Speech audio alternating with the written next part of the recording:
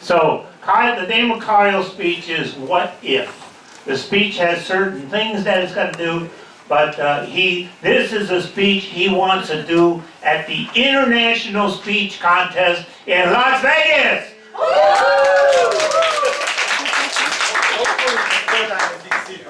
No!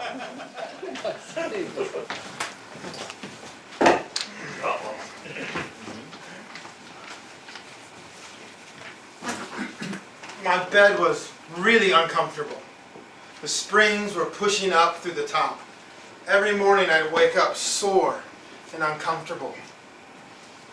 My knees always hurt. My wife said because I was fat. But really it was because of the bed. But that old bed was a bit like me. It was tired and it was worn out. For me, life had kind of stalled. I had stopped moving forward. All because of one simple question. What if? Toastmasters, judges, contest master. Have you ever felt in life like you were going nowhere? Like you had no options and no future? Have you looked back on memories and just imagined changing one little detail?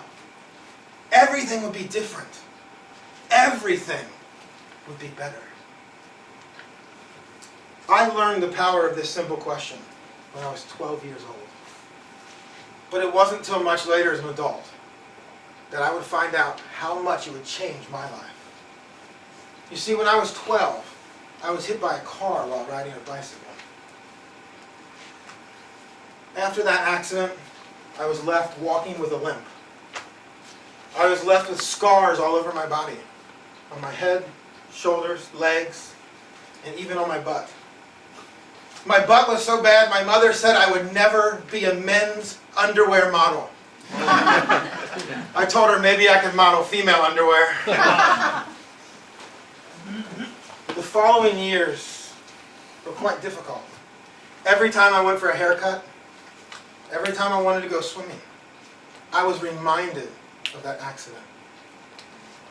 I was reminded of my what ifs. What if I had stopped at the stop sign? What if I had been able to beat that car across the road? What if I had had a flying bicycle? But these what ifs, they didn't change me very much, right? They're all external, about how I look. They don't really change who I am as a person. It wouldn't be till much later in life that the question, what if, would change me. It was 5 years ago when I was sitting on this lumpy, hard, uncomfortable bed. My life was falling apart around me. I was on my 7th job in 4 years in Taiwan, and that one was almost over. My marriage, it was about ready to die. I hadn't cheated on my wife with another woman or another man. Even my daughter, my little 2-year-old daughter, was afraid of me. Why? Before I came to Taiwan, I was a happy, joyful man. I loved life and I loved people. But sitting on that bed 5 years ago, I was angry, unsatisfied, and joyless. All because of that simple question, what if? My thoughts were dominated by it. What if I had done better at this job, or taken care of our finances better? Or what if we had waited a year to have a child, or get married, or not gotten married at all? And then the big one, what if I had never come to Taiwan? How much better would life be? I always imagine a dog and a white fence, my 2.5 children, and my beautiful blonde wife. I was like a child, imagining things that I was lost, trying to get them back and get some joy out of imagination. Unfortunately, this is all too real of a problem for us. For some of us, the what-ifs just keep us up at night, occasionally, once a month, maybe a couple times a year.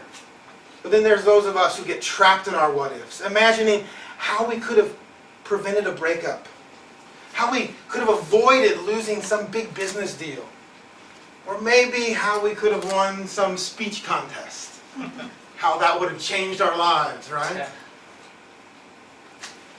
But as I got off that bed, and it took a while, there's a big turning point. A friend came to me and said, Kyle, you need to stop worrying about your past and accept it for what it is. It's a reminder of who you were. And it shows us how far you've come, how much you've changed. He helped me see that my past is my story. It's part of who I am, but it doesn't define who I'm going to be.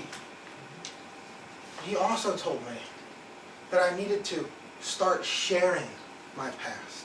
Because it's only when we start sharing this past that we can truly accept it for what it is and take away its power over us.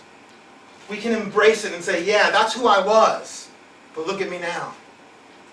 And that could be a light to people who are struggling with their own problems, and it can help lead them out.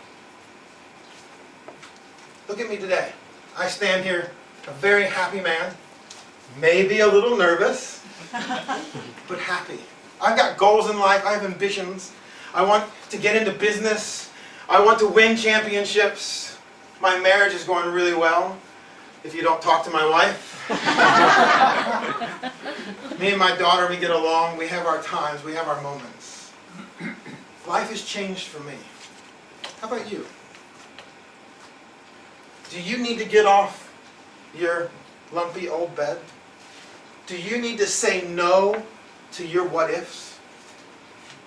And start writing a new, happy, exciting, bright chapter in the story of your life? Or maybe you fought your what-ifs, but it's time for you to accept what they were and start sharing them so that you can be a light to people who are struggling with their problems. Fellow Toastmasters, remember this. Your past is your story about who you were, not who you are, and not who you're going to be. Accept it and start sharing it. Toastmasters.